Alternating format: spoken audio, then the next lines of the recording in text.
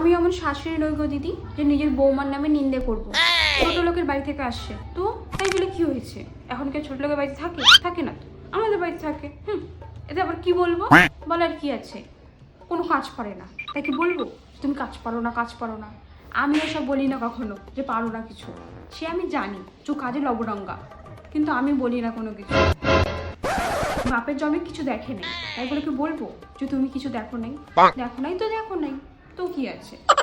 নাই দেখতে পারে ভিখারি বংশে, তা বলে আমি কিছু বলি না ওসব ব্যাপার।